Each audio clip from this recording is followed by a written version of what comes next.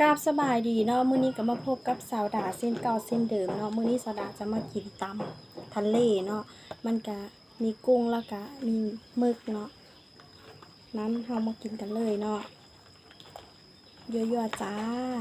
มาพี่เนี่ยพ่อแม่พี่น้องป้องปายมากินกันเด้อยั่วๆจ้าชิมกัน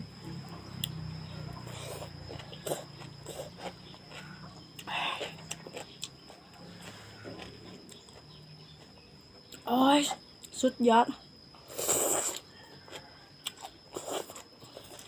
ของมากชิมน้ำก่อน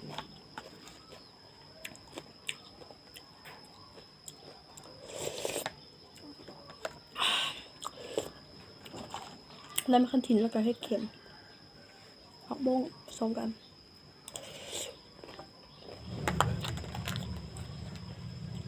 ซื้อมาป้าไว้มันอันนั้นไม่ถนัดขออนุญาตใช้มือเนาะ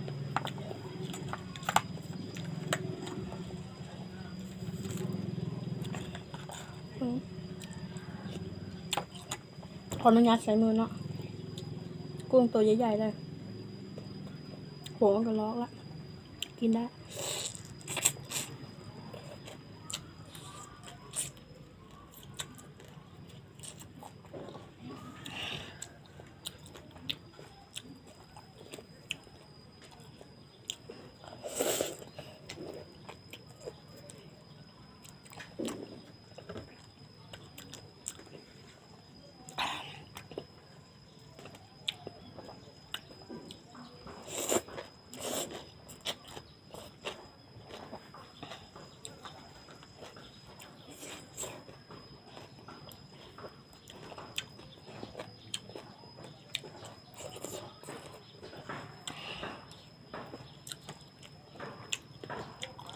ซื้อมาจากหนองโอ๊กเช้า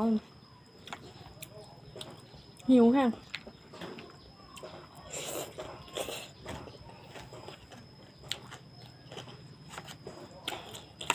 คนน้ำ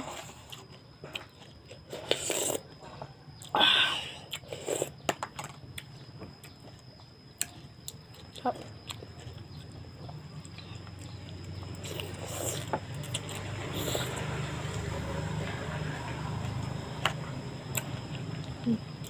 เดี๋ยว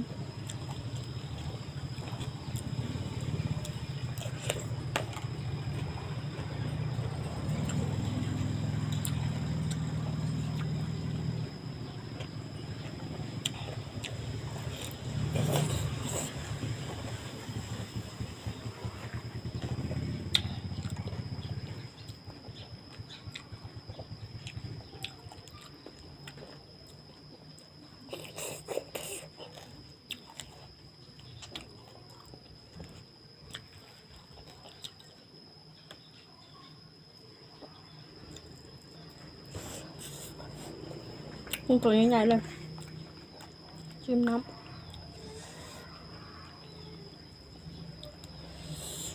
เยอะๆจ้าจังหวัด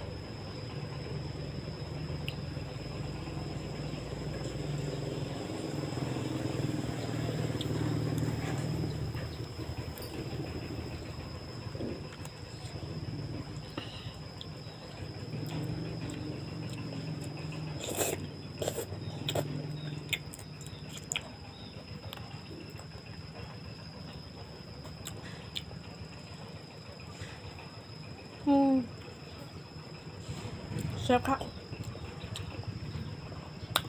นุ่มค่ะ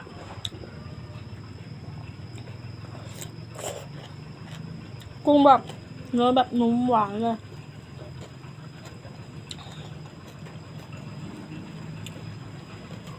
นี่เอาข้างมันกุ้งหมึกมันแบบยำแบบกัดนะ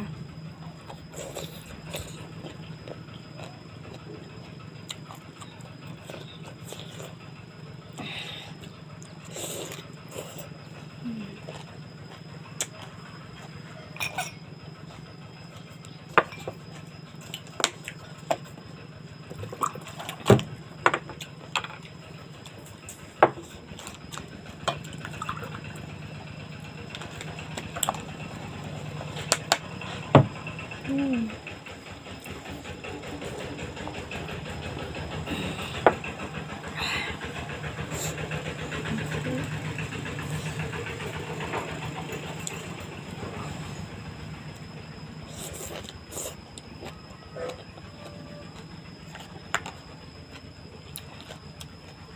กิน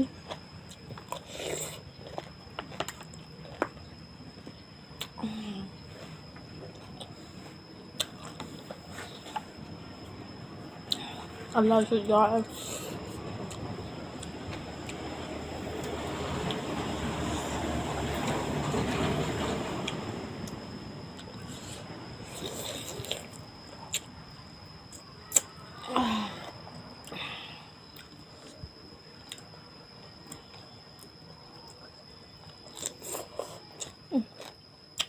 สามนิ้วเลย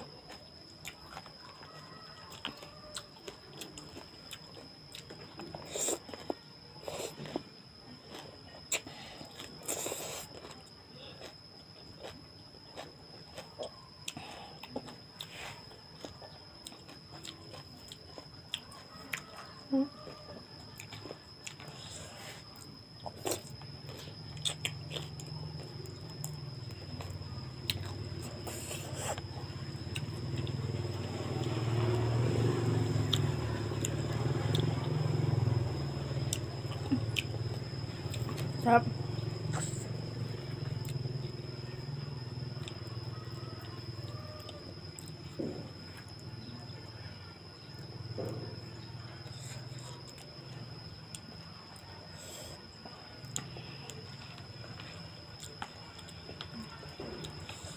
ทำแบบย่อย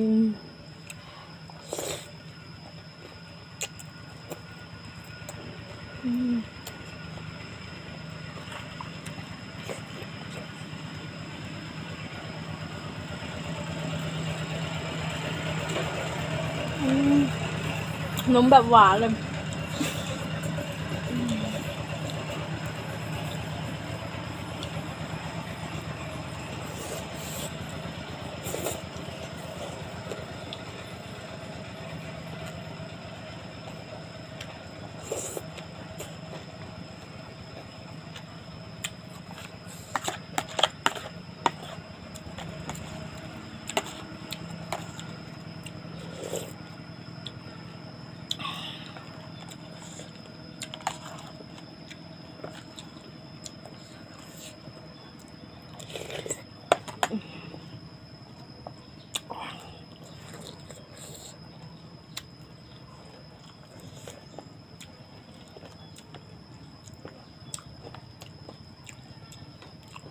ทำยังไงล่ะ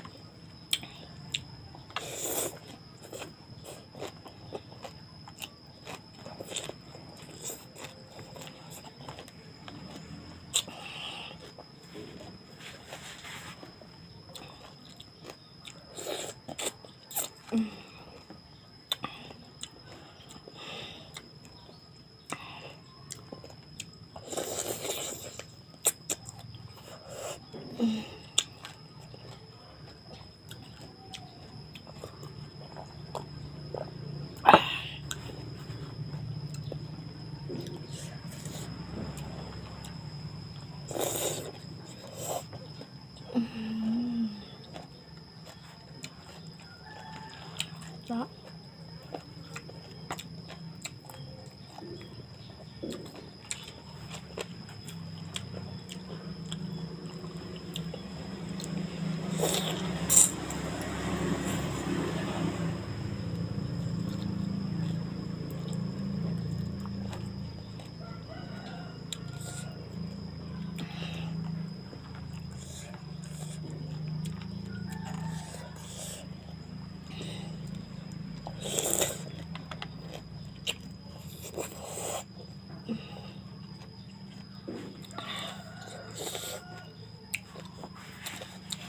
อร่อยสุดจ้ะ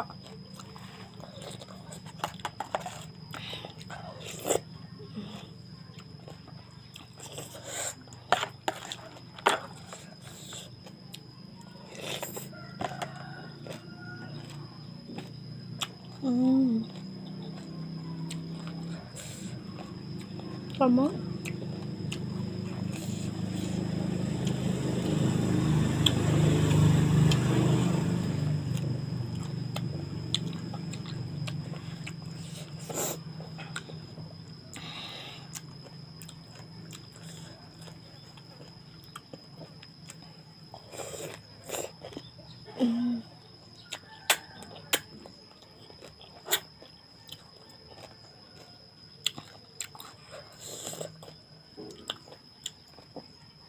ซับ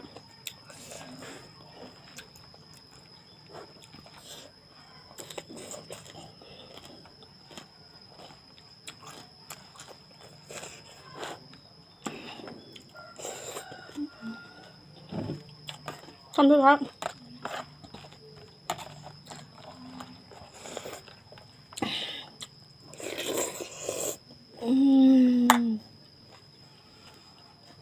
ขอกลับไปก่อนบ๊ายบาย